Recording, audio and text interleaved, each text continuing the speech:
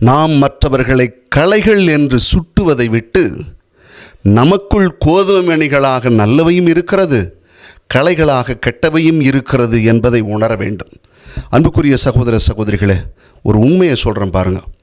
ஒருவேளை ஏற்றுக்கிட்டாலும் சரி, ஏற்றுக்கலனாலும் சரி, உலகில் நல்லதும் கெட்டதும் இருப்பதை நாம் விரும்புவதில்லை. நிறைய நேரத்தில் என்ன சொல்கிறோம், இங்கே பாரு, இது உலகமாக, இது எல்லாம் அக்கிரம் அநியாயம், எல்லாம் கெட்டவனாக இருக்கிறான் அப்படின்னு சொல்லி, இந்த உலகத்தை கடவுள் அழிக்க மாட்டாரா அப்படின்னு சொல்லி உலகத்தில் நல்லதும் கெட்டதும் இருப்பதை அவன் விரும்புவதில்லை. ஆனால் பாருங்கள், தனக்கென்று வந்துவிட்டால் தனக்குள் நல்லதும் கெட்டதும் இருக்கும் என்பதை உணர்ந்து கொண்டு விளக்குகிறான்.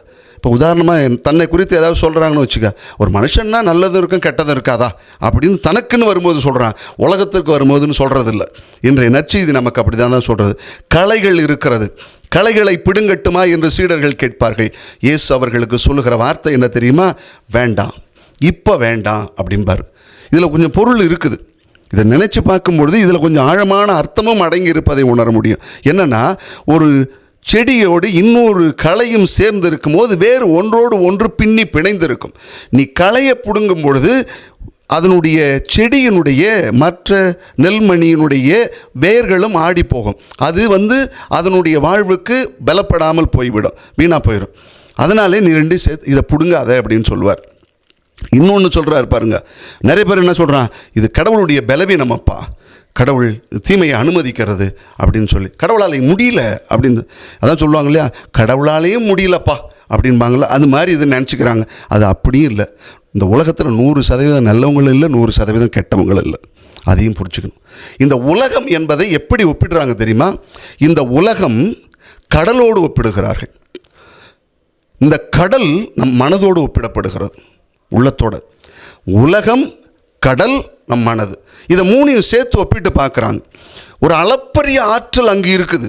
ஒரு கடல், ஒரு மிகப்பெரிய அளப்பரிய ஆற்றல். அது இன்றைக்கி பொருளாதாரத்தில் மிகப்பெரிய பங்கு வகிக்கிறது கடல் தான், கடல்சார் வாணிகம் தான். அது இன்றைக்கி எவ்வளவு தூரம் நாட்டினுடைய வளர்ச்சிக்கு மிகப்பெரிய அளவில் பங்காற்றுகிறது என்று சொல்லுவார்கள். அங்கே தான் ஆபத்தான உயிர்களும் இருந்து கொண்டிருக்கிறது, ஆபத்தான சுழற்சிகளும் இருக்கிறது. ஏன் இவ்வளவு தூரம் இருக்கும்போது இதுதான் சமநிலையை கொண்டு வருகிறதோ என்று கூட யோசிக்க தோணும். அந்த அளவுக்கு கடல். அதே மாதிரி நம்முடைய உள்ளம், இந்த உலகம் அப்படி தான் இருக்குது. ஆற்றலும் அங்கு தான் அடங்கி இருக்கிறது, அசுத்தமும் அங்கு தான் அடங்கி இருக்கிறது. இப்படி தான் இருந்துக்கிட்டு இருக்குதான். இப்போ இது என்ன செய்கிறது? நீ இதிலேருந்து ஒன்றும் கை வைக்காத, விடு அப்படிங்கிறார். அன்புக்குரியவர்களே, முகலாய பேரரசு என்று சொன்னாலே எல்லாருக்கும் ஞாபகம் வருவது அக்பருடைய வாழ்வு. அக்பர் ஒரு முறை சொன்னாராம், மக்களில் நல்லவங்க கெட்டவங்களை எப்படி கண்டுபிடிக்கிறது அப்படின்னு சொல்லி கேட்டிருக்கிறார். உடனே ஒரு அதிகாரி சொன்னாராம், ஐயா நீங்கள் சொன்னது ரொம்ப ரொம்ப முக்கியம், அதை நம்ம எப்படியாவது கண்டுபிடிச்சிருவோம், ஒரு சோதனை செஞ்சு பார்த்து நல்லவங்களாக இருந்தாங்கன்னா அவங்கள இந்த உலகத்தில் வாழ வச்சுருவோம், கெட்டவங்களாக இருந்தால் தூக்கி சிறையில் போட்டு அடைச்சிருவோம் அப்படின்னு சொல்லி ஒரு அதிகாரி சொல்லியிருக்கிறார். சொன்ன உடனே அந்த நேரத்தில் அக்பர்னு வந்தாலே இன்னொரு கதாபாத்திரம் உள்ளே வருமே, பீர்பால், அவர் வந்தார்.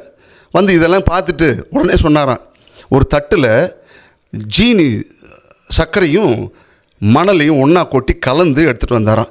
இதை நீங்கள் தனித்தனியாக பிரித்து கொடுங்க, நீங்கள் தனித்தனியாக பிரித்து கொடுத்தீங்கன்னா ரொம்ப நல்லாயிருக்கும், அதுதான் நம்ம நல்லது கெட்டதை பிரிக்க முடியும் அப்படின்னு சொல்லி காட்டினாராம். ஆனால் அதே நேரத்தில் இது ரெண்டும் ஒன்றோட ஒன்று கலந்துடக்கூடாதுன்னு ஒருத்தர் ஒரு ஐடியா சொன்னார். இது தண்ணியில் கொட்டுங்க, தண்ணியில் கொட்டுனீங்கன்னா அது கரைஞ்சிடணும். சில நேரத்தில் மணலும் கரைஞ்சி விடுது, அதனால் அதையும் கொட்ட முடியாது அப்படின்னு சொல்லிவிட்டாங்க. உடனே பீர்பால் என்ன சொன்னார், நேராக அதை அப்படியே எடுத்துகிட்டு தோட்டத்துக்கு போனார். ஒரு எறும்பு புத்து இருந்தது, எறும்பு புத்துக்கு பக்கத்தில் இதை ஒரு பேப்பரில் கொட்டி அப்படியே வச்சார். எறும்பெல்லாம் வந்துச்சு, சீனியெல்லாம் எடுத்துகிட்டு போச்சு, மீதி இருந்த மணல் துகளெல்லாம் அப்படியே கிடக்குந்தது. அப்போ தான் கொண்டு வந்து காட்டினாராம், இது நம்மளால் முடியாது அப்படின்னு. நம்மளால் நல்லவன் யார் கெட்டவன் யாருன்னு கண்டுபிடிக்க முடியாது. இது எல்லாம் தெரிஞ்சவர் யாருன்னா கடவுள் தான். அதனால் கொஞ்சம் பொறுங்க, கடவுள்கிட்ட கொடுத்துருங்க, கடவுள் பார்த்துக்குவார்.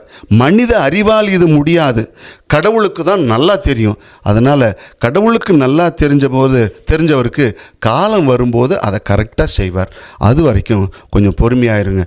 நல்லதும் கெட்டதும் நம் வாழ்வில் என்றும் இருந்து கொண்டே இருக்கும். காலம் விடுங்கை, கடவுள் பொறுப்பெடுத்துக் கொள்கிறார்.